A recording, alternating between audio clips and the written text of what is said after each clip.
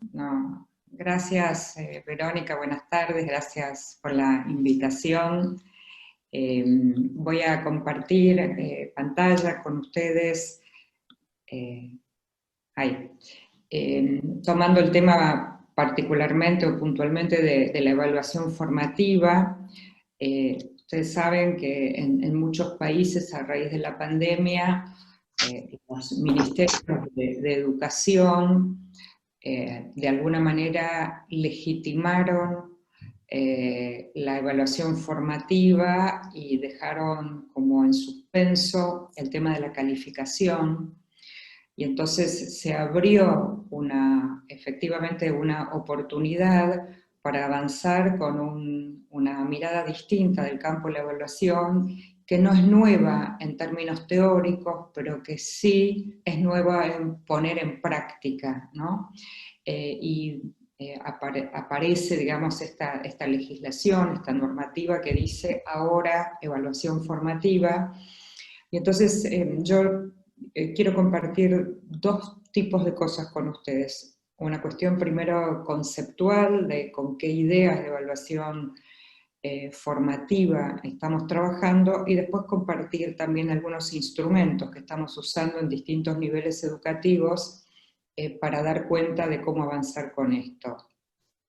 En una primera idea usamos digamos, la palabra oportunidad, porque nos parece que la evaluación debiera ser esa oportunidad para que un estudiante haga visible sus logros, ¿no?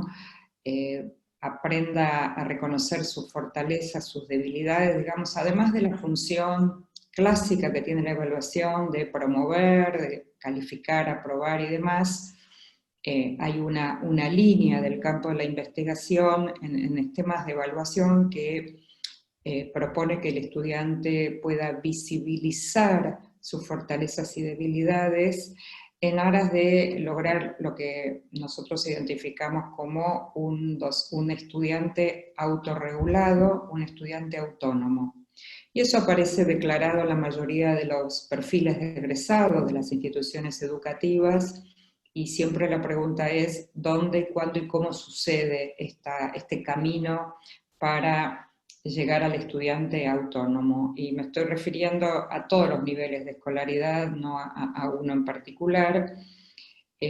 Entonces, este concepto de evaluación formativa, que tiene muchos años, pero que en su inicio fue un concepto que lo que intentaba es que en algún momento del proceso de enseñanza se hiciera una especie de parada para ver qué es lo que no estaban aprendiendo los estudiantes, y entonces los profesores debían rectificar su rumbo, ¿no?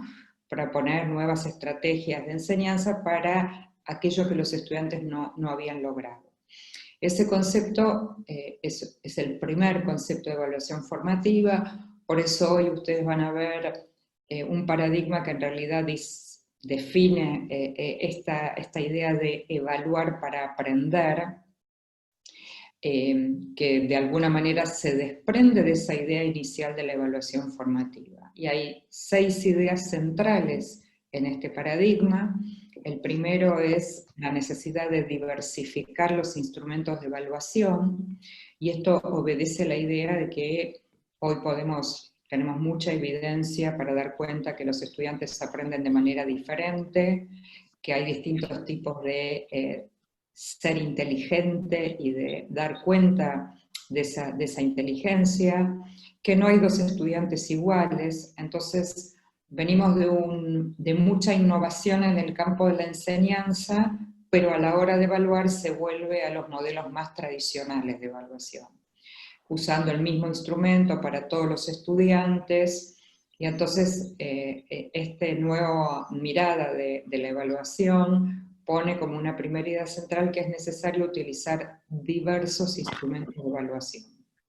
La segunda idea es que los espacios de evaluación, que no son solamente al final de un proceso de aprendizaje, sino que deben acompañar todo el trayecto y el recorrido, tienen que favorecer procesos de metacognición, de esta idea de aprender a aprender. de utilizar en mi capacidad de hacer visible no solamente el qué aprendo, sino el cómo aprendo. Una tercera idea que es la de ofrecer feedback formativo, y aquí también hay un cambio de paradigma, porque lo que conocemos como feedback tradicional ha consistido siempre en el campo de evaluación de decirle a un estudiante, esto es correcto y esto es incorrecto. Y hoy hablamos de un feedback que dialogue con el estudiante, que genere un modo de conversación donde el estudiante que recibe un feedback haga algo con ese feedback, o sea, que mejore su aprendizaje a partir del feedback que recibe. Quiere decir que no es unidireccional, sino es por lo menos bidireccional.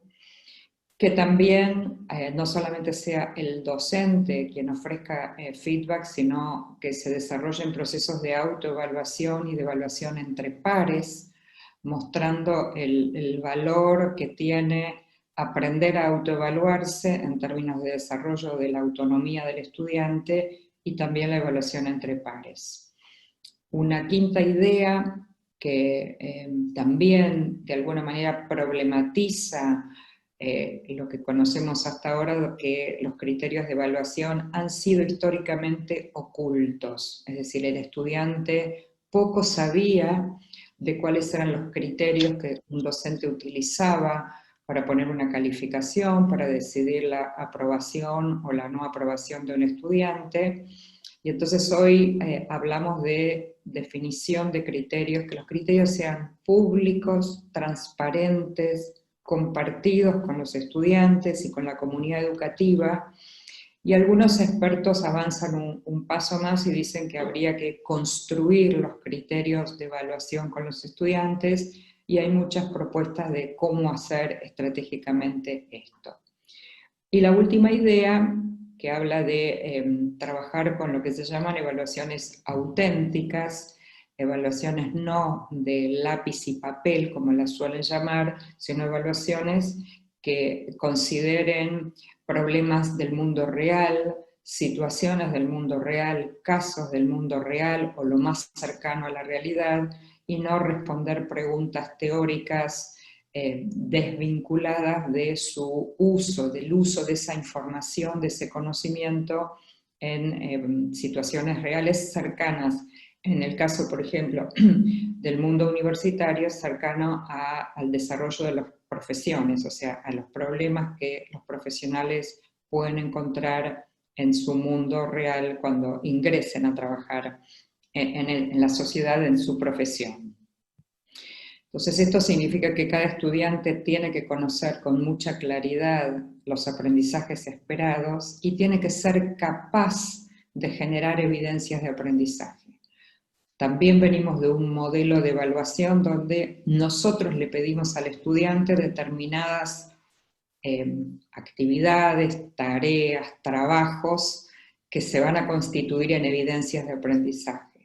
Pero el horizonte de este enfoque estaría planteando que sea el estudiante con alto grado de conciencia, que sea capaz de elegir una evidencia de aprendizaje que muestre lo que él aprendió, y no estar siempre esperando que sea el profesor quien elija esas evidencias, sino que sea el propio estudiante con este alto grado de conciencia.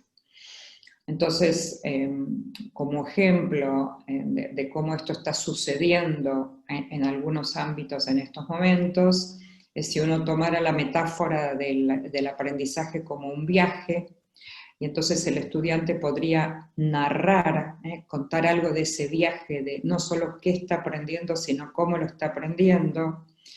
Es capaz de elegir las producciones que muestran sus producciones y sus desempeños, que muestran ese viaje, ese avance para lograr objetivos, metas, estándares, lo que en cada país de Latinoamérica tiene otro formato, digamos, que reflexione acerca de por qué elige esas muestras de trabajo que dan cuenta de lo que aprendió, y que obviamente utilice la retroalimentación recibida para ver cómo sigue, cómo puede avanzar. Entonces,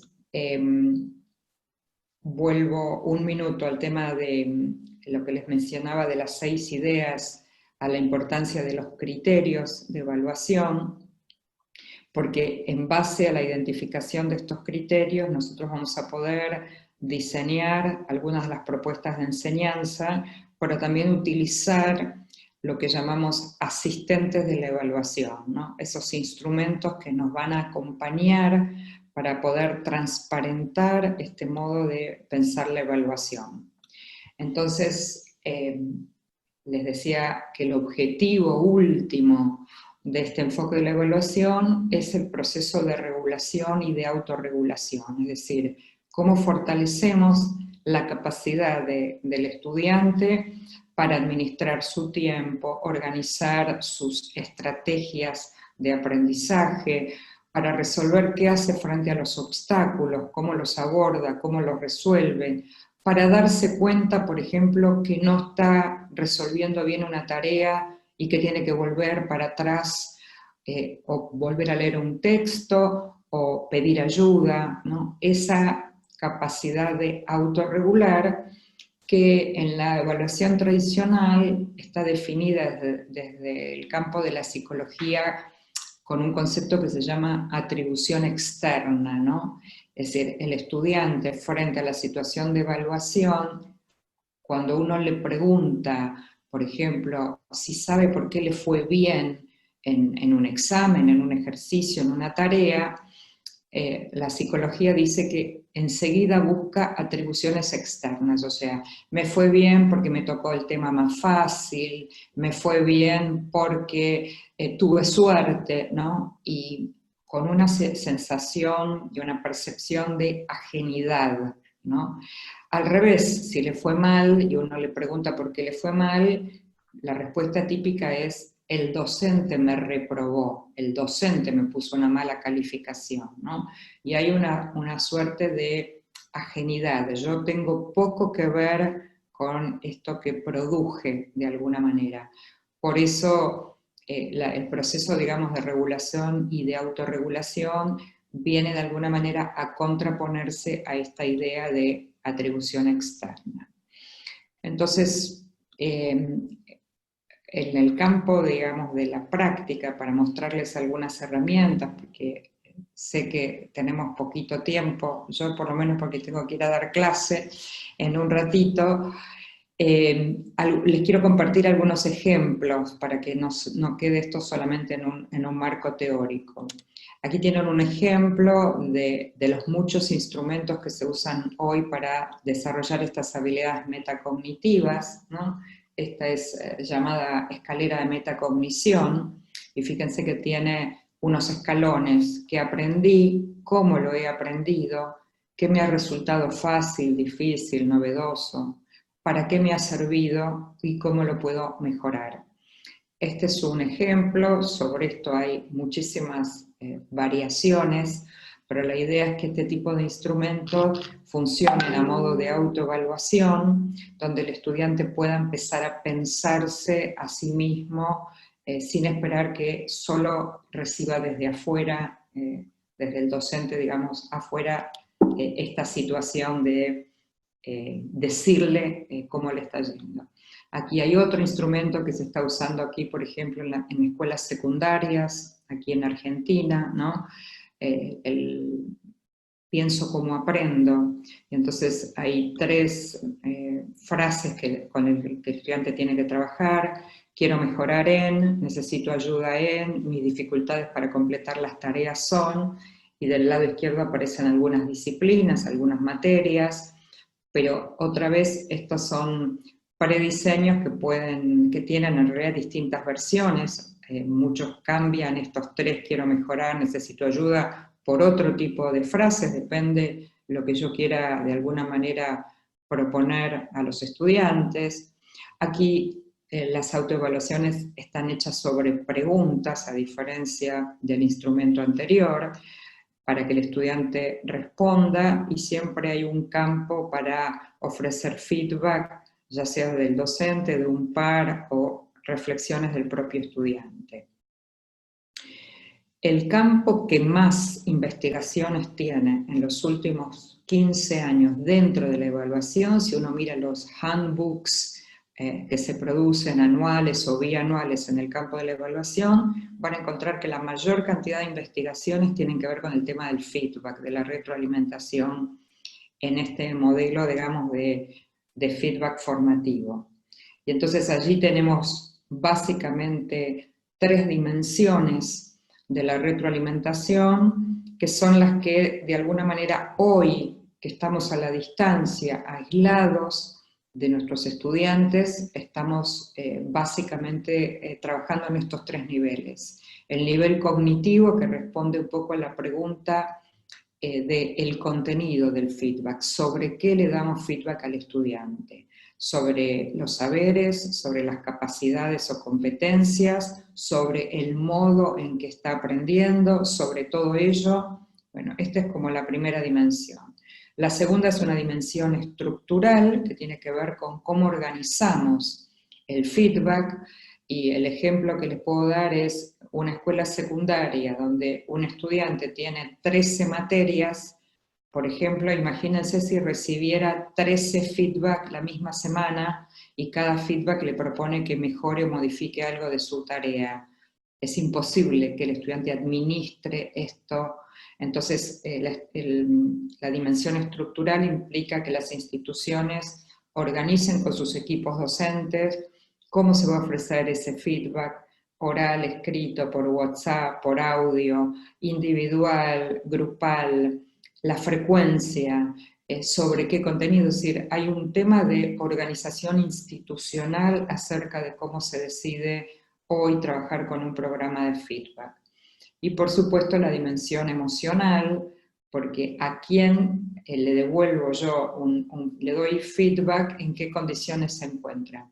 Nosotros tenemos en nuestro país y en otros de Latinoamérica una brecha digital, económica brutal entre distintas partes del país, con estudiantes que tienen cero conectividad, con estudiantes que están atravesando con muchísima dificultad la situación de pandemia, y entonces uno piensa cómo ese feedback impacta emocionalmente en aquel estudiante que está a punto de abandonar el estudio, que no tiene conectividad, que no tiene familia que lo acompañe. Bueno, una cantidad de situaciones realmente complejas.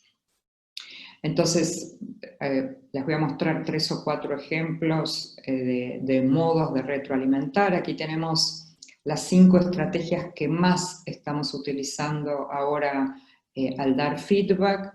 Una estrategia es ofrecer preguntas, o sea, el feedback no siempre es decirle al estudiante algo que tiene que hacer. En esta modalidad es ofrecerle preguntas para que el estudiante piense, por ejemplo, ¿cómo te has dado cuenta que tenías que resolver el problema de esta manera? ¿No? Y es una pregunta que funciona de feedback para que el estudiante se quede pensando y podamos a partir de allí comenzar un diálogo.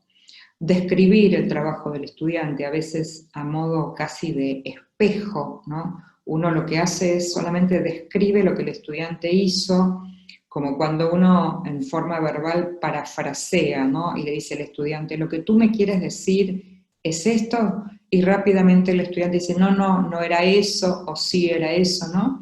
Entonces la descripción sin interpretación, sin valoración, funciona de feedback. Valorar avances y logros, y acá, al igual que las sugerencias, el pedido es que se identifique con precisión un avance o un logro que no sea simplemente estás trabajando muy bien, porque eso no ayuda, no se ha identificado ninguna fortaleza de por qué ese trabajo está bien. Lo mismo que cuando se le sugiere, por ejemplo, que mejore su trabajo. Bueno, esa generalidad en la sugerencia no sirve, no genera ninguna posibilidad de mejora o de cambio. Lo mismo con el andamiaje, que implica no solamente ofrecerle una sugerencia, sino mostrarle en términos de modelar cómo, por ejemplo, yo hago esa tarea que le estoy pidiendo a él que de alguna manera revise o mejore. También usamos instrumentos como protocolos, este protocolo llamado SER. Los protocolos son redes de conversaciones muy puntuales, muy focalizadas, como verán, con 3 o 4 pasos, no más que esto, y lo estamos utilizando sobre todo con docentes que tienen muchos estudiantes y que difícilmente puedan retroalimentar por escrito, ofrecer un feedback narrativo con cantidad de estudiantes y aislados, como estamos en estos momentos. Entonces fíjense que este es un protocolo bien focalizado, le pide en este caso al profesor que identifique algo que el estudiante hace bien y que le proponga que lo siga haciendo, la E de que empiece a hacer algo que no está haciendo, y la R de revisar algo que efectivamente no está haciendo bien. Por último, solo a mostrarles algunas herramientas, las rúbricas. El mundo de la educación está trabajando hace tiempo con las rúbricas, que como ustedes verán, tiene básicamente arriba los objetivos de aprendizaje, las metas de aprendizaje que se plantean, tiene a la izquierda los criterios, o sea, qué importa mirar de la producción o del desempeño de un estudiante, en este caso la capacidad para reflexionar, la capacidad para planificar una investigación, y lo que está aquí dentro son 4 niveles de calidad acerca de cada una de estas capacidades. Este instrumento es el instrumento que transparenta con mucha claridad los criterios de evaluación, los distintos niveles de calidad, y se utiliza para ofrecer retroalimentación, para que el estudiante se autoevalúe y para hacer retroalimentación entre pares. La creadora de este instrumento se llama Heidi Andrade, y ella claramente inventó, ideó este asistente de la evaluación para ofrecer feedback. Ese fue el fin. Lo que está ocurriendo hoy en la práctica, que cuando los docentes tienen que sumar una calificación, entonces, ¿qué hacen? Utilizan esta rúbrica a la cual le adjudican valor, ¿no? Ponderan cada criterio, le ponen puntaje, y de una cuenta al final de evaluar con este instrumento, sacan una calificación. Pero no fue el origen, digamos, de este instrumento. Y por supuesto tenemos otra categoría de instrumentos en la evaluación formativa, que son los portafolios o los e-portafolios. En estos momentos, todos aquellos que pueden trabajar con plataformas, el portafolio permite, es como esa colección de trabajos de los estudiantes que permite ver el recorrido, el proceso, que permite a cada tanto parar y pensar qué logró hasta ahora en el camino, qué debería cambiar para poder llegar efectivamente a lograr las metas que se ha propuesto. Dejo aquí para que, por supuesto, tengamos, aunque sea un ratito, si quieren dialogar, porque esto de monologar no es lo que más nos gusta a los docentes, y bueno, así que por eso decidí focalizar en algunas cuestiones muy puntuales para que nos dé el tiempo por ahí. No sé, Verónica, tú manejas. Muchas gracias, Rebeca. Ha sido muy aportadora tu presentación. Yo quiero ahora dejar la palabra a los participantes para que puedan hacer algún comentario, una observación, preguntas a nuestra invitada. Así que doy la palabra en el chat. Si ustedes ponen ahí que quieren participar con una pregunta para poder darles el audio. Esperamos entonces, lo importante es que puedan ustedes aportar y también podamos establecer un diálogo con nuestra invitada, de unos minutitos para pasar después a nuestra segunda invitada. Les doy la palabra entonces a ustedes.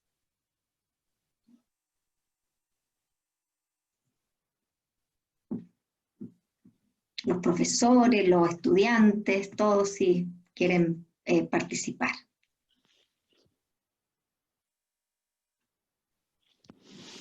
Oye, ¿puedo por acá? Sí, por supuesto. Como no hola, no tengo mucho internet, entonces si pongo la cámara se me desactiva el internet. No hay problema. Hola, Dale habla nomás. saludos a mis ex compañeros del magíster que por ahí he visualizado, Soraya, Marilyn, nuestra profe Marilyn, y me quiero quedar con algunos conceptos que señalaba respecto a cómo el estudiante elige sus evidencias de evaluación respecto a avanzar a un aprendizaje que es de diferentes formas. En esto quiero aportar un poco con la reflexión respecto a lo que hemos ido trabajando este año en este contexto de pandemia en la escuela, que tiene que ver cómo nosotros transitamos desde abril más o menos hasta ahora recién, en un proceso muy incipiente respecto a cómo mirar el currículum de una perspectiva del aprendizaje situada en el estudiante, donde el estudiante es protagonista, donde el estudiante comienza él a tratar de evidenciar su propio aprendizaje, y la verdad que ha sido un proceso, si bien muy enriquecedor, complejo, positivo pero complejo, en el sentido de que nosotros comenzamos en abril, recién vamos ya a fines de septiembre, y ahora ya recién en octubre hemos tenido como los primeros en esta semana y lo que estamos esperando de la próxima, estas primeras propuestas de evaluación y de evidencia de aprendizaje que han realizado los estudiantes, porque tal como señalaba una profesora nuestra en el consejo del día lunes, señalaba que en esta propuesta de proyecto que estamos haciendo, de proyecto integrado, que es como el primer paso que queremos dar al aprendizaje basado en proyecto, ella se cuestionaba respecto a que a lo que más le costaba a ella, y creo que ese aprendizaje es muy potente, fue dejar de mirar de manera lineal y cuadrada el currículum, que solo es de su asignatura. Y dijo, y esta vez que comenzamos a trabajarlo de manera interdisciplinaria, tanto con los docentes como con los estudiantes, cuando ellos empezaron a elegir, sobre todo los más grandes, la verdad que se sintió como hasta una sensación, como dicen ellos, de que fue menor carga de trabajo. Pero también se tuvo que hacer todo un proceso, y que en eso estamos todavía, de que el estudiante sea autónomo en ser protagonista de su aprendizaje. Es un proceso que se enseña y se aprende de manera constante con el docente, con los estudiantes, con los equipos de gestión, con los equipos técnicos. No es un proceso que se da per se, que uno dice, ya, yo voy a cambiar ahora la forma de... Es un proceso al igual que todos, que lleva un tránsito de aprendizaje, en donde todos son aprendices, los docentes y los estudiantes, los equipos, los asistentes de aula, todos los que están involucrados. Y es como una forma de ver y hacer diferente las cosas.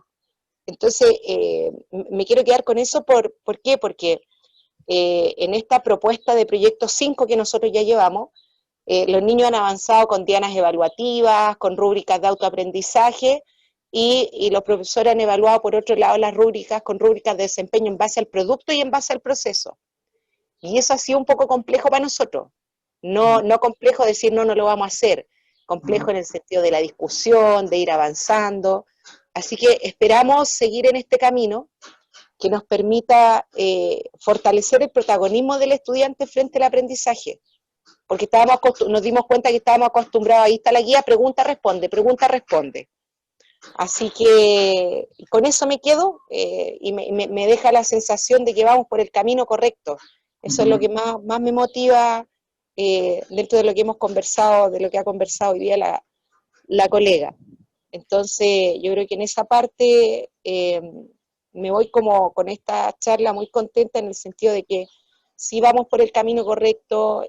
Ha sido difícil, complejo, porque nos hemos tenido que reinventar, pero de una escuela que tiene muy poca conectividad hemos aumentado el retorno de los productos de aprendizaje, con todo el proceso que conlleva, de un 45, 48 a un 82%.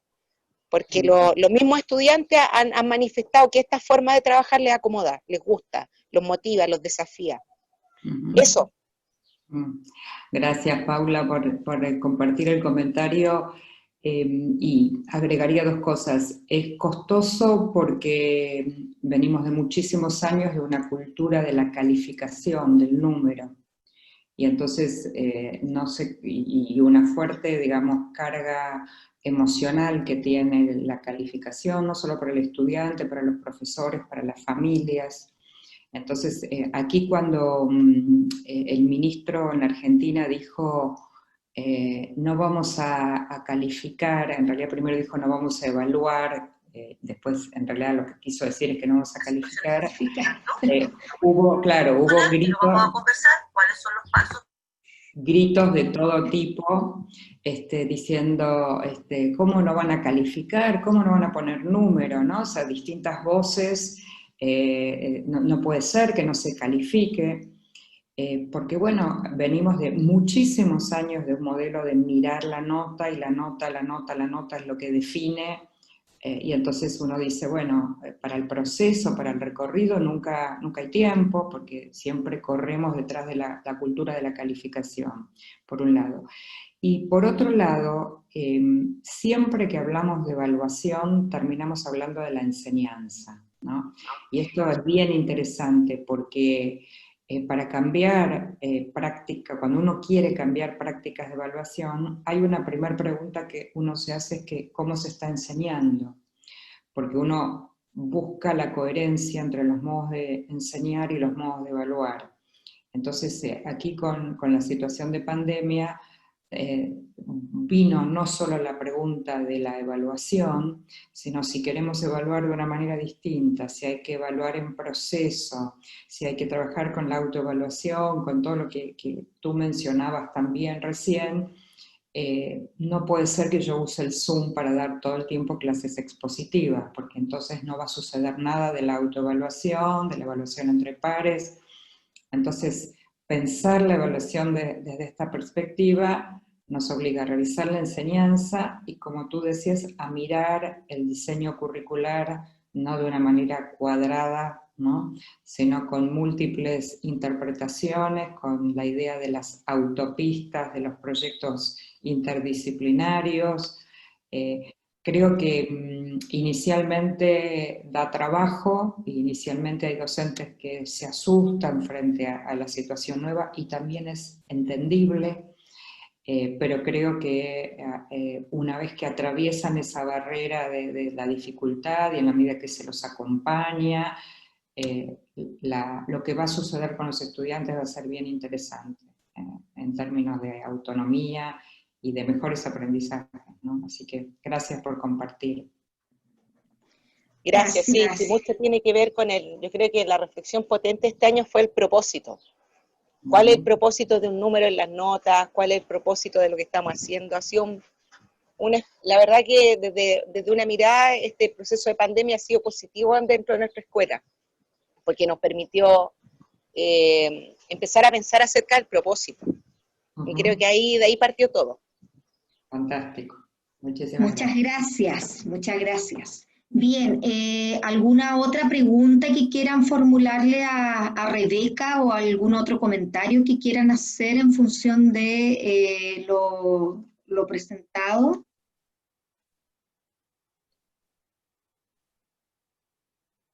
¿No? ¿No tenemos más preguntas? Bien. Bueno, entonces vamos a continuar con, primero, bueno, agradecer enormemente a Rebeca su tiempo, el compromiso por estar acá contribuyendo, ¿cierto?, con todo este conocimiento, también con todo este conocimiento que no es un conocimiento solamente teórico, sino que también viene tenido con mucha práctica y bajada hacia lo que se hace en la escuela, ¿ya? Así que yo agradezco profundamente a Rebeca esta participación. No nos podemos dar abrazos ni nada, pero ya llegará el momento, estos abrazos virtuales, ¿cierto, Rebeca? Muchas gracias, creo que fue una tremenda presentación que, como dice acá muy bien Arturo Herrera, dice: muchas gracias por tus conceptos claves, Rebeca. Así que evidentemente, acá Jimena Salazar dice: la evaluación es un proceso que apoya la motivación por aprender. Efectivamente, la evaluación, ¿cierto?, es la que es la brújula, ¿cierto? Es la que nos orienta en todo sentido, en los procesos de enseñanza y en los procesos de aprendizaje. Así que muchas gracias, Rebeca, por... Gracias a ti por la invitación y pido mil disculpas, pero tengo clase de maestría en mi materia de evaluación dentro de exactamente 7 minutos. Así que gracias por la invitación y con todo gusto en otro momento, si quieres, podemos volver a conversar. Gracias. Muchas gracias, Rebeca. Adiós. Adiós, muchas gracias, que estés muy bien. Gracias. María Isabel Baeza. María Isabel es coordinadora de evaluación y estándares de la Unidad de Currículum y Evaluación del Ministerio de Educación, magíster en Gestión y Calidad Escolar en la Universidad del Desarrollo, profesora de Matemática y Física de la Pontificia Universidad Católica de Chile, directora del Colegio Eliodoro Mate Osa entre el año 2015 fue directora y 2018, y directora académica del Colegio San Benito entre los años 2010 y 2014. Luego de una larga trayectoria académica en la institución iniciada el año 1989. Dejo con ustedes a María Isabel, quien nos va a hablar sobre el Decreto 67 y este nuevo giro de la evaluación educativa chilena. Dejo con ustedes a María Isabel. Muchas gracias, Verónica. Voy a poner mi presentación. Bueno, agradecemos también tu participación, María Isabel, tu tiempo por estar compartiendo desde, ¿cierto?, la política, desde lo que genera el Ministerio a través de este decreto con todos nosotros. Gracias. ¿Se ve bien o no? Sí, perfecto. ¿Sí? Ya. Buenas tardes a todos. Yo voy a hablarles del decreto 67 y de cómo se ha adaptado en este tiempo de pandemia, que en realidad no ha tenido que adaptarse mucho, porque, como ustedes saben, este decreto 67 empezó a regir en marzo de este año 2020 y vino a derogar 3 decretos que teníamos antes que regían la evaluación y la promoción de nuestros estudiantes desde primero básico a cuarto medio, que eran el decreto 511 para básica, el 112 para primero y segundo medio y el 83 para tercero y cuarto medio. Este decreto 67 realmente fue, entre comillas, una salvación, porque se focalizaba mucho más en la evaluación que en poner notas, que era lo que decía recién Rebeca, y nos hablaba de la evaluación, la calificación y la promoción. Tiene una estructura donde uno puede ver claramente qué es la evaluación, qué es la calificación y qué es la promoción. Tiene sus focos centrales en, primero, avanzar hacia un mayor uso pedagógico de la evaluación. Ya no es poner notas por poner notas, sino que poner notas realmente cuando sean necesarias y preocuparnos del proceso, de la evaluación, de lo que hace el estudiante para lograr ir aprendiendo. Y un segundo foco en reducir la repitencia mediante un mayor acompañamiento a los estudiantes. Aquí no nos dijeron eliminemos la repitencia, sino que evitémosla como podamos, tratemos de acompañar a nuestros estudiantes. Este decreto nos habla de, en cuanto a evaluación, a ir avanzando hacia un mayor uso pedagógico de la evaluación. Nos dice que tenemos que levantar evidencias del aprendizaje de los estudiantes. Yo tengo claro que un estudiante va aprendiendo en la medida que me demuestra que aprende, que me muestra con alguna evidencia su aprendizaje. Nos habla también de la retroalimentación como una de las prácticas que mayor impacto tiene en los aprendizajes de los estudiantes. Rebeca lo acaba de nombrar. Nos habla de una retroalimentación permanente, oportuna y focalizada frente a los aprendizajes de los estudiantes, y que la misma evaluación puede ayudar a generar aprendizaje. Esto es clave, no está separada la evaluación del aprendizaje. Evaluación y aprendizaje son parte de un mismo proceso. Yo no puedo separar, no puedo decir, ahora dejamos de aprender, voy a evaluar. Mentira, están siempre aprendiendo. Es necesario también un monitoreo constante del aprendizaje de nuestros estudiantes, como profesores, tenemos que estar permanentemente revisando y mirando todo el aprendizaje que se está produciendo en nuestros estudiantes. Y debe existir una retroalimentación como una parte fundamental de cada proceso. Tenemos que preocuparnos de esa retroalimentación permanente.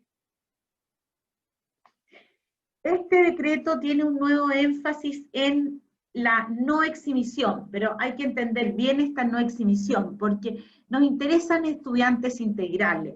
Entonces, en el marco de la inclusión tenemos que dar diversas maneras de ir viendo cómo van aprendiendo los estudiantes. Ellos tienen distintas características, ritmos y maneras de aprender. Hay múltiples necesidades. O sea, hay dos artículos aquí bien importantes, después vamos a volver al artículo 5, que nos habla primero de que los alumnos no pueden ser eximidos de ninguna asignatura o módulo del plan de estudio, un plan de estudio planteado para un establecimiento, y deben ser evaluados en todas las asignaturas o módulos que dicho plan contemple. Y un segundo artículo, 18, donde nos da la posibilidad de eximir de ciertas evaluaciones. Esto significa que no todos los estudiantes van a tener que ser calificados en todas las evaluaciones. Nosotros podemos calificar algunas, otras no, podemos evaluar la mayoría, pero decir voy a calificar solamente 2 de todas estas, y a este estudiante le voy a calificar 4, por ejemplo. No nos dice póngale la misma cantidad de notas a todos. Hay un nuevo énfasis también en la comunicación y participación. Los estudiantes, los apoderados, todos tienen que saber qué van a ser evaluados. ¿Cómo se va a comunicar este reglamento que tendrían que haber armado los establecimientos? Donde tiene que aparecer claramente cuáles van a ser las formas en que van a ser evaluados y cuáles son las evidencias del progreso y de los logros de aprendizaje que me interesa verificar. Entonces, aquí es muy importante la comunicación. Los estudiantes tienen que saber exactamente, si yo realizo esto, cómo voy a ser evaluado, qué me va a exigir este profesor. Un nuevo énfasis en la reflexión pedagógica. Tenemos que acordar entre todos los docentes cuáles van a ser los criterios de evaluación, cuáles van a ser las evidencias centrales que me interesa rescatar de cada asignatura. ¿Qué va a favorecer este proceso y este logro de los estudiantes basado, por supuesto, en la evidencia? Si yo no tengo evidencia del aprendizaje, no puedo decir si mis estudiantes van aprendiendo o no van avanzando. La manera que yo tengo de saber exactamente si aprenden es con la evidencia. ¿Qué me interesa? Me interesa el logro de los aprendizajes a través de un número, un símbolo, un concepto que me permita saber si van aprendiendo. No todo es nota, no tengo necesariamente que ponerle una calificación a todo. Tengo que calificar solamente con una nota final las asignaturas que forman parte del plan de estudio. Estas asignaturas se califican con una nota de un 1 a un 7, donde la nota mínima de aprobación es un 4. Pero este decreto no me dice ponga 10 notas, ponga 15 notas. No, ponga una final. Durante el año ponga conceptos, ponga símbolos, ponga lo que a usted le parezca pertinente. Usted es el profesional de la educación. Y al final del año, eso transfórmelo en una nota. Y esa la comunique siempre cómo lo va a hacer. Las asignaturas de religión, consejo, curso y orientación, como siempre, no inciden en el promedio final anual de la promoción de los estudiantes. Este logro del aprendizaje es el mismo en todas las asignaturas, adquieren el mismo valor. ¿Qué significa esto? Aquí no tiene más valor la asignatura de lenguaje, de matemática, de ciencia o de historia. Todas valen lo mismo, pero dependiendo de la comunicación que haya hecho el docente a sus apoderados. Tanto la cantidad de calificaciones como las ponderaciones tienen que ser acordadas entre los docentes y el equipo técnico pedagógico. De parte del ministerio y del decreto no hay ninguna imposición. Nadie les dice, a ver, matemática tiene 8 horas, por lo tanto yo tengo que poner 10 notas. Mentira, esa imposición no está en ninguna parte.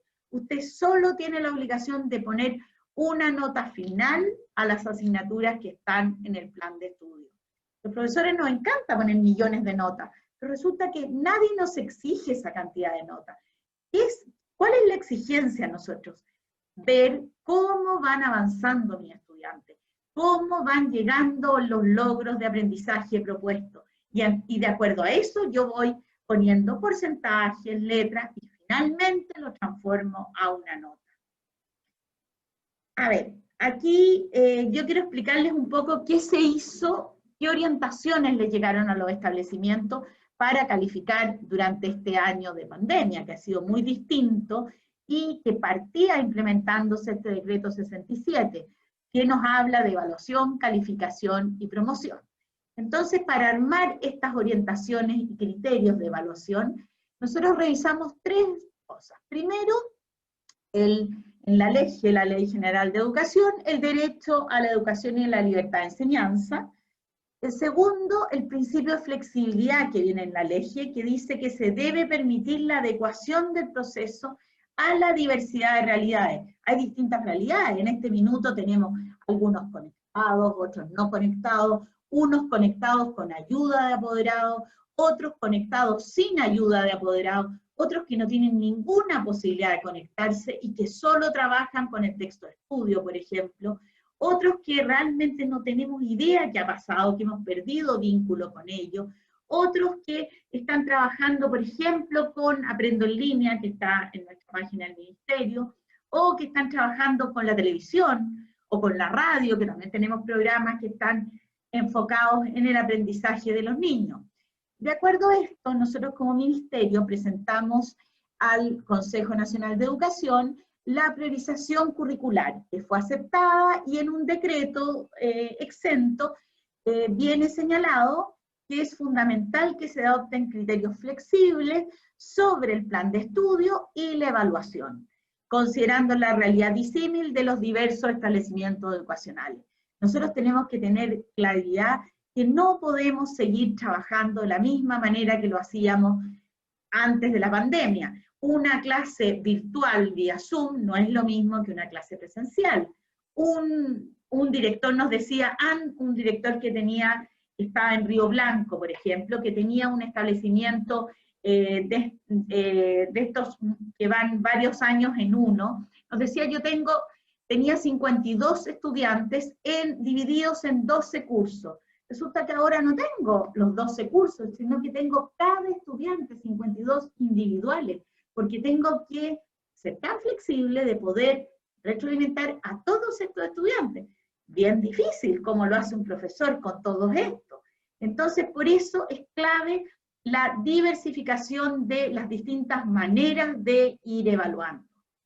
Nosotros entregamos a todos los establecimientos los criterios de evaluación, calificación y promoción de los estudiantes de primero básico a cuarto medio. Y estos criterios se basan en el decreto 67. Hicimos como un decálogo aquí, que dice, primero, el docente como los estudiantes deben tener claridad respecto de qué es lo que se espera que aprendan y qué criterios permiten evidenciar los progresos y logros de esos aprendizajes. Esto es lo principal. Un docente y un estudiante tiene que saber hacia dónde quiere llegar, y el estudiante tiene que saber qué se espera de él. Para esto, la retroalimentación es fundamental, es una parte fundamental de este proceso evaluativo. Los procesos e instancias de evaluación deben motivar a los estudiantes a seguir aprendiendo. Yo no puedo evaluar de manera que ellos se paralicen frente a la evaluación o no quieran seguir aprendiendo, digan esto es tan difícil que yo no me la puedo. No, la evaluación tiene que ser desafiante pero alcanzable. Ese es un principio muy importante aquí. Los procesos e instancias de la evaluación formativa se integra al proceso de enseñanza-aprendizaje y a la evaluación sumativa. Aquí algunos establecimientos nos reclamaban, nos decían que no podían poner notas, que estaba prohibido. Mentira. Se dijo de parte del Ministerio de Educación que durante el proceso de trabajo virtual era conveniente evaluar formativamente, pero nadie dijo no ponga nota. Los establecimientos tienen que poner notas si lo estiman conveniente, y si no, poner conceptos, revisar con una rúbrica y llegar a final de año y eso transformarlo en una calificación si están las condiciones para hacerlo. Se debe calificar solamente aquello que los estudiantes efectivamente han tenido la oportunidad de aprender. Esto es muy importante, tienen que darse las condiciones para poder calificar. Se debe procurar utilizar diversas formas de evaluar. No hay solo una forma, hay muchas maneras, hay muchos ritmos, hay muchos tiempos. Los estudiantes son distintos. No hay dos iguales, como nos explicaban recién. Todos son distintos, por lo tanto hay que dar todas estas oportunidades. Se debe procurar que un estudiante tenga participación en los procesos de evaluación. Si él no quiere aprender, no va a aprender. Por lo tanto, tengo que motivarlo, tengo que lograr que quiera aprender, tengo que lograr que quiera avanzar en su proceso. Hay que dar los espacios para esta evaluación formativa y que los estudiantes puedan ir desarrollando con sus tiempos y que reciban su retroalimentación por cada proceso. Se debe procurar evitar la repitencia. No queremos que nuestros estudiantes repitan, queremos darle la oportunidad a todos de avanzar. No queremos la promoción automática, no es eso. Queremos evitar la repitencia. Queremos apoyarlos, acompañarlos y que avancen en este proceso. ¿Cuáles son los focos centrales de estas orientaciones? Primero, dar mayor autonomía a los directivos y equipos directivos para decidir sobre el plan de estudio en forma remota o presencial. Aquí los docentes son los profesionales de la educación, que saben perfectamente cuántas asignaturas va a ser capaz de realizar de esta manera virtual. Aquí nosotros decimos menos es más. ¿Qué significa esto? Esto significa poner el foco en aprendizajes básicos e integrar en proyectos sin dejar la dimensión afectiva y sociocognitiva de lado. Nosotros tenemos que preocuparnos de nuestros estudiantes, cómo se sienten, cómo están, cómo van avanzando. No podemos desatender esta dimensión. Para evaluar tenemos que tener la seguridad que hay tranquilidad, que hay espacio, que han podido trabajar. Por esto nosotros proponemos un plan de estudio flexible. Cada establecimiento tiene la autonomía de ajustar las asignaturas que incorporará en este plan de estudio. Cuando yo les hablé del plan de estudio que hay que calificar, es este plan de estudio que define el establecimiento. El año pasado había definido uno que tenía la cantidad de horas, pero con esta situación hay que definir otro plan de estudio de acuerdo al proyecto educativo, a la cultura, a la realidad de los estudiantes, a la dotación docente, a qué docentes tengo. Puedo tener algunos enfermos que no pueden trabajar, o puedo tener muchos docentes en una asignatura que quizás pueden apoyar a otros. Las instrucciones de la autoridad sanitaria, hay establecimientos que han podido retomar de manera presencial, otros que no van a tener esa posibilidad, tengo que ver cómo lo hago. Tengo que hacer un horario distinto de carácter transitorio que deba ir siendo comunicado con los estudiantes y su familia. Este plan de estudio tiene distintos escenarios. Por ejemplo, si yo me doy cuenta que solamente en una semana soy capaz de dar de 6 a 15 horas semanales, esto implica 2 horas diarias, por ejemplo, no puedo hacer más de 2 o 3 asignaturas. Tengo que concentrarme en menos asignaturas y armar un plan de estudio en torno a estas asignaturas.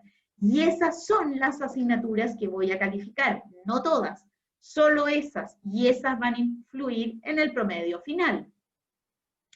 El artículo 5 que yo les mostré antes nos habla de que no puedo eximir a ningún estudiante. Sin embargo, tiene una segunda parte que dice, no obstante lo anterior, los establecimientos deberán implementar las diversificaciones pertinentes para las actividades de aprendizaje y los procesos de evaluación de las asignaturas o módulos en caso que los alumnos así lo requieran.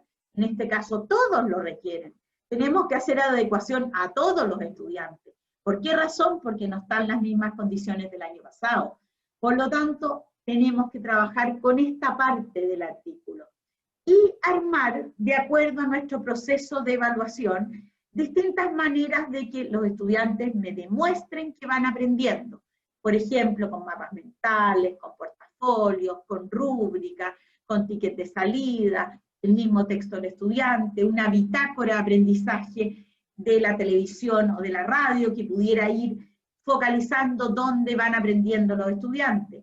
Todas estas son evaluaciones formativas que pueden transformarse en evaluaciones sumativas. ¿Cómo? transformando esto a logros, a letras, a colores, y luego todo eso se transforma en una nota, que es solo, la exigencia es una calificación final por asignaturas del plan de estudio. Como vimos, si un establecimiento dice, yo puedo hacer solamente 3 horas semanales, no puedo hacer más porque mis alumnos no se conectan, porque no logran trabajar, diversidad de situaciones, bueno, esas 3 asignaturas son solo las que voy a calificar. ¿Cuáles son los focos centrales del decreto de evaluación? Avanzar hacia un mayor uso pedagógico de la evaluación, aquí estamos avanzando. Y segundo, dar mayor autonomía a los directivos y equipos directivos para tomar decisiones de evaluación con estos mínimos que estamos hablando. ¿Cómo va a ser la promoción? ¿Qué elementos tenemos que considerar? Tenemos que considerar el logro de los objetivos de aprendizaje, las asignaturas y o módulos del plan de estudio, de acuerdo a lo que les expliqué, de acuerdo a un portafolio, una recogida de evidencia, o qué es lo que puedo hacer. Y la asistencia medida de otra manera, porque no podemos medir un 85% de asistencia presencial, eso no es real, no lo tenemos. Por lo tanto, estos conceptos tenemos que aplicarlos con cierta flexibilidad. El artículo 10 del decreto 67 nos habla que el director, con el jefe técnico pedagógico y el consejo de profesores, puede autorizar una promoción con menores porcentajes de asistencia. Sin embargo, nosotros nos vamos a preocupar del logro de los objetivos, que vamos a preocuparnos de ver esta implementación diversa de distintas demostraciones de este aprendizaje que han logrado los estudiantes, y le vamos a poner una nota final a solamente las asignaturas del plan de estudio, que pueden ser 3, 4, 5, depende del establecimiento. Y exige, se modificó de manera de ser flexible para que los establecimientos puedan poner estas asignaturas. Y la asistencia se va a entender como la participación de los estudiantes en asignaturas, en actividades de aprendizaje sincrónicas o asincrónicas, donde está el Zoom, el WhatsApp, el Google Classroom, vía telefónica, los trabajos, o lo que puedan entregar ellos de manera presencial. No es necesario calcular un porcentaje de participación para cumplir el estándar de asistencia que se exige en un año escolar normal. No vamos a calcular porcentaje de asistencia. Y estos 2 criterios debemos considerar, además, un director tiene la autonomía de decidir la promoción o la repitencia de sus estudiantes. De acuerdo a la situación socioemocional, tenemos que mirar qué está pasando, porque puede que la situación sea caótica en una casa o en un establecimiento y que realmente no tenemos las condiciones para evaluar y informar, recopilar toda esta información y de acuerdo a esto tomar la decisión. ¿Cuál es la mejor situación para un estudiante? ¿Lo dejo en este curso o avanza al siguiente? Entonces aquí tengo que realmente pensar qué me interesa más, que este estudiante siga avanzando, tiene las condiciones, puede, le pongo un apoyo para el año siguiente y avanza. O no, como director decido que es mejor que vuelva a estudiar los contenidos que no ha aprendido. Todavía nos quedan 3 meses, por lo tanto, ojalá que los directores revisen y vean qué está pasando con sus estudiantes y puedan vincularlos y lograr que ellos avancen. Y el otro artículo, el 12, nos habla del acompañamiento pedagógico, lo que yo les decía. Si un estudiante no está apoyado, no está contenido en su casa, va a haber que apoyarlo, va a haber que trabajar con él, va a haber que vincularlo de alguna manera con el establecimiento, para tratar de ir avanzando. Y aquí yo les puse algunos testimonios de cuando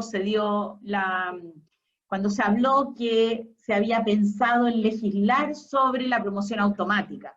Sabemos que países como Bolivia decretó una promoción automática, pero ¿qué pasa con eso?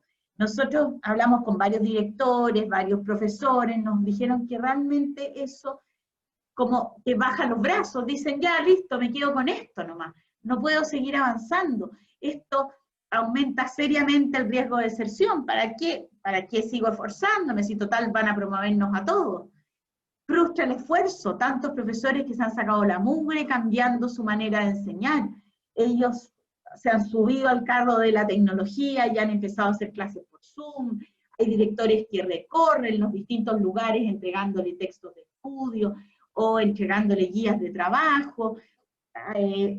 También tenemos que valorizar el compromiso de estos estudiantes, de las familias que se han cuadrado frente a su... Aquí hemos tenido un gran aprendizaje en las familias que han apoyado seriamente a sus hijos y han trabajado codo a codo con ellos para sacarlos adelante. Entonces, aquí nosotros, lo que yo quería contarles es que el decreto 67 es muy flexible y tiene todas las posibilidades para apoyar en estos tiempos, y estaba armado de antes, pero como decía antes Rebeca, la evaluación formativa no es algo nuevo, es algo que se ha venido trabajando hace mucho tiempo y que había que implementarla. Habían algunos establecimientos que sí la tenían implementado, pero otros que no, y faltaba ese empujón que nos dio la pandemia para avanzar. Eso es. No sé si hay dudas, preguntas. Sí, María Isabel, mira, aquí tengo unas preguntas que pusieron en el chat. Ya.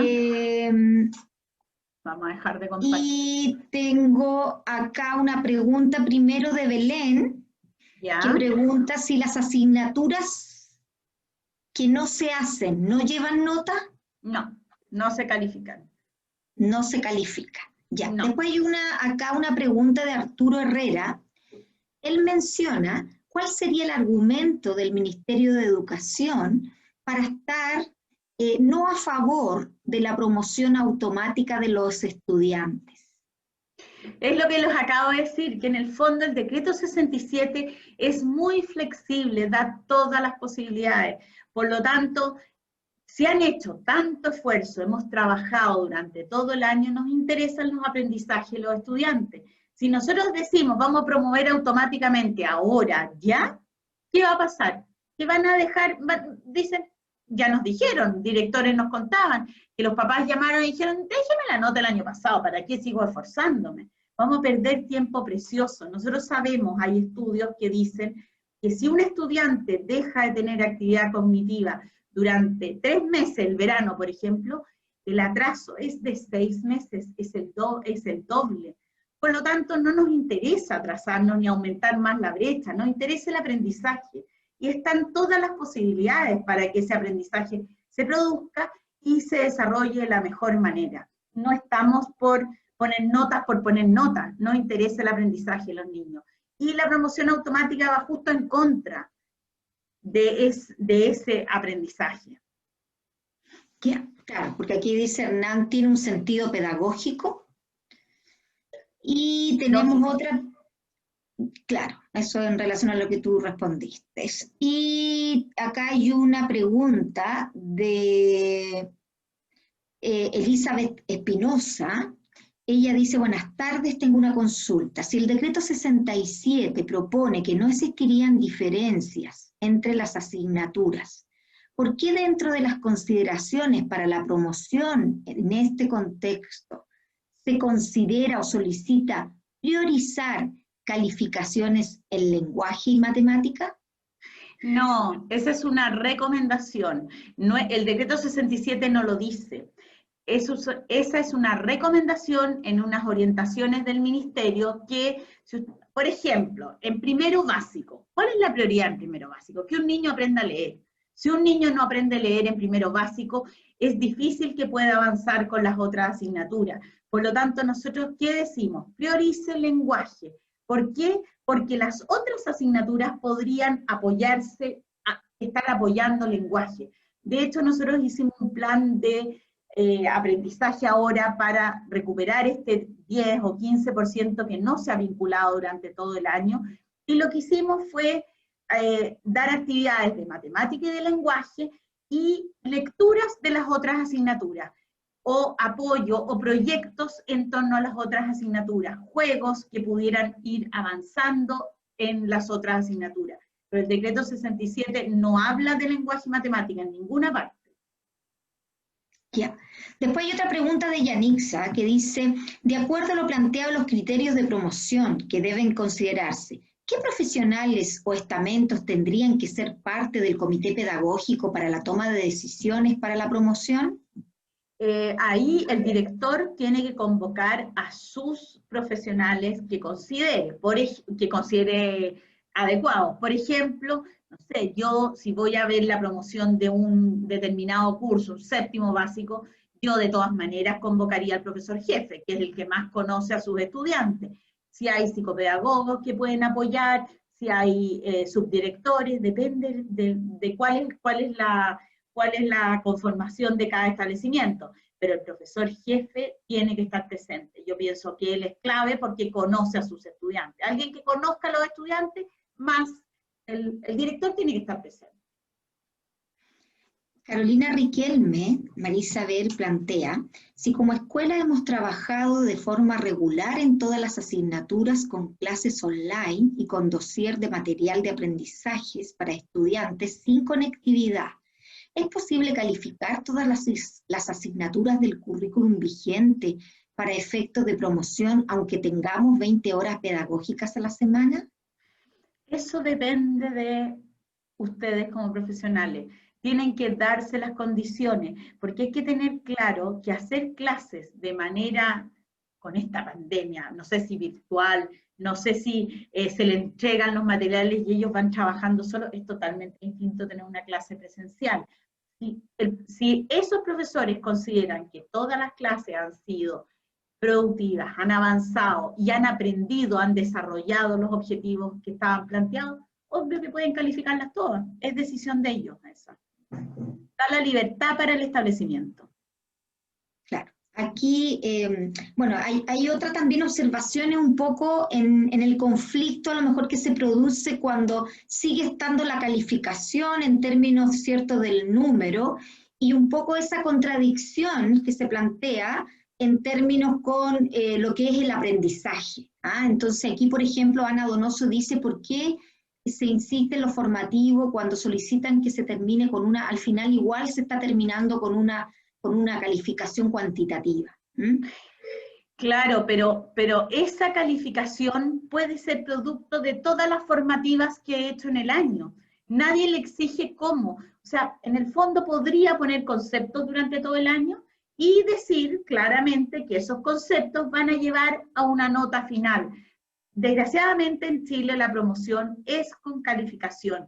¿Cómo nos entendemos con todos los establecimientos? Si yo un establecimiento pongo solo conceptos y el otro pone notas y este estudiante quiere trasladarse de este establecimiento a este otro, ¿qué hacemos? ¿O cómo ponemos las notas para el ingreso a la universidad? Por eso se pide solamente un promedio final, no es más que eso. Ese promedio final, cada establecimiento y cada docente decide cómo va a congeniarlo. En Chile no hay ningún establecimiento que no ponga notas.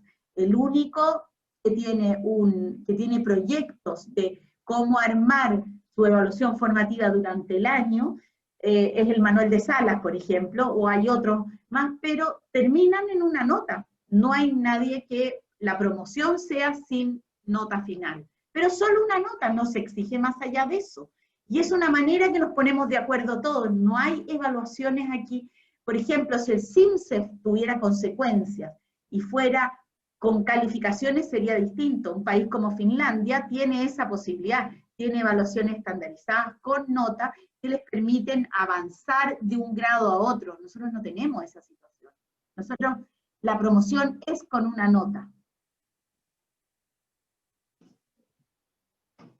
Ya.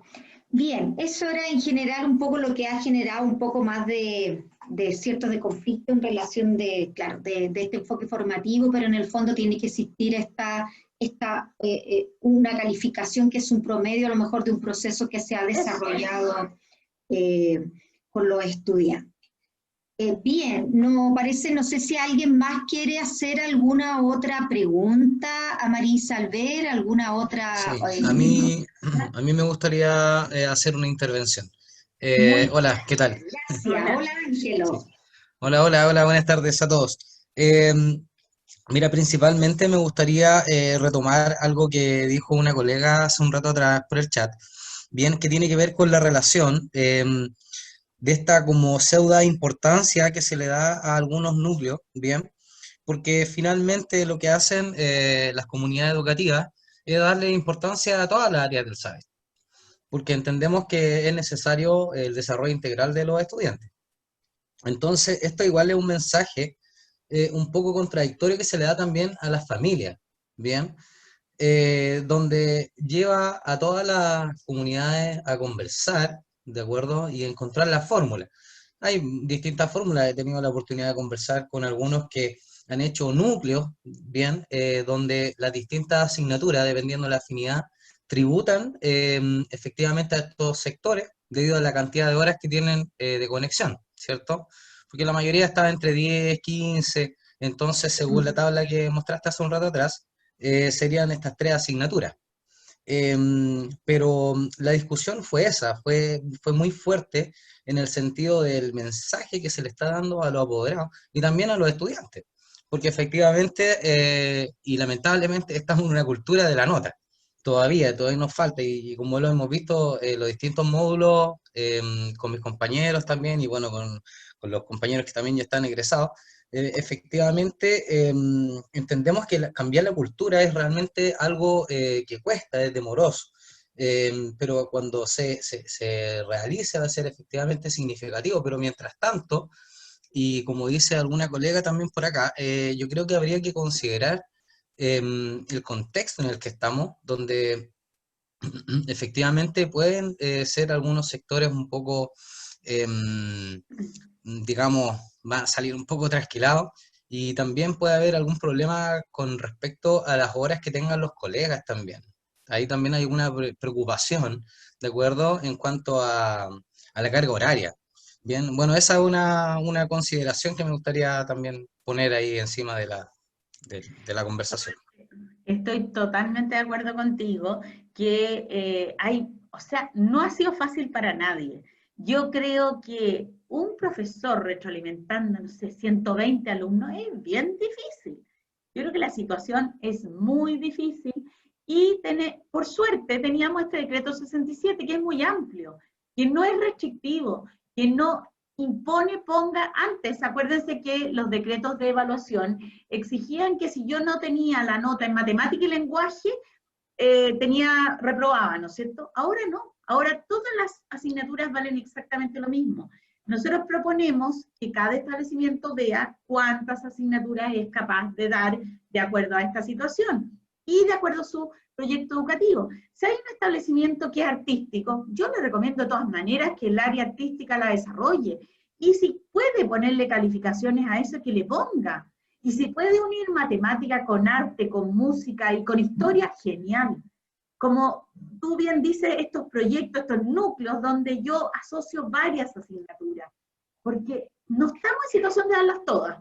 Yo aplaudo a la persona que me dijo que había logrado hacer todas las asignaturas, es bien difícil, pero por otro lado yo te entiendo que hay docentes que dicen, mi asignatura no se dio, por lo tanto el próximo año quizás no voy a tener hora, quizás no me van a considerar, y eso no es así. Hay que tratar de dar la tranquilidad a los docentes, que todas las asignaturas son importantes y que tenemos que ser un poco generosos aquí y tratar de apoyar a las otras asignaturas. Yo pongo el ejemplo del lenguaje en los chiquititos porque es obvio que en primero básico lo que tienen que hacer es aprender a leer, y todas las otras asignaturas tienen que apoyar a esa asignatura. Pero claro, no es tan fácil. Si yo te entiendo que un docente está furioso, ¿por qué no consideraron filosofía, por ejemplo, que es mi asignatura que yo hago, y no me dieron las horas para hacerlo? Bueno, tenemos que ser creativos, buscar la manera, y que los docentes, ojalá, yo les saco el sombrero. Yo soy profesora, me saqué la mugre haciendo clases muchos años, a mí me gusta mucho hacer clases, y yo creo que hacer clases de esta manera con un computador no es lo mismo. A uno le gusta como profesor ver los ojos de los estudiantes, ver cómo están aprendiendo, ver cómo están avanzando. Y no podemos hacer eso, no tenemos la posibilidad. Entonces aquí hemos tenido que ser generosos todos. Y tenemos que sacar adelante a estos niños, y vamos a aprender otras cosas quizás este año. Y en el fondo, para promover necesitamos esta nota, pero esta nota es es un cúmulo de varios aprendizajes formativos. No es que yo diga, tienen que hacer una prueba, nadie ha dicho eso. Usted póngale nota cómo logre avanzar con sus estudiantes, y ojalá promuévalos a todos. Yo creo que todos van a tener que pasar, no podemos dejar alumnos, pero hay apoderados que quieren que sus hijos queden repitiendo, también está esa situación. Entonces no está fácil la situación. Pero hay que avanzar con todo. Como país tampoco nos podemos quedar abajo, porque vamos quedando, la brecha se va haciendo cada vez mayor. Hay estudios por todos lados de lo que yo les decía, que 3 meses sin actividad cognitiva son 6 meses de atraso, y así vamos y vamos sumando. Entonces, es un esfuerzo grande que tenemos que hacer todos. Eso. Ok. Gracias. Muchas gracias. Bueno, damos las gracias a María Isabel Baeza por su presentación, por colaborar, ¿no es cierto?, con nuestro programa, en venir a contarnos y a darnos cuenta de esta mirada de este nuevo decreto. Por lo tanto, te damos infinitas gracias por tu participación también y por la discusión y el diálogo que se genera a partir de este tema, que es un tema conflictivo, la evaluación, ¿cierto? Parece, no, yo creo que está bien, que tiene que generarse la discusión, toda la razón. O sea, yo estoy feliz que me hayan hecho preguntas, a mí me dio pena que en el fondo fue excelente la presentación de Rebeca, pero no le hacían preguntas, hay que hacer el diálogo, hay que conversar cosas que pueden no haber quedado claras. Estaban medios tímidos, después se soltaron un poquito, sí. Bueno. Sí, excelente. Muchas gracias.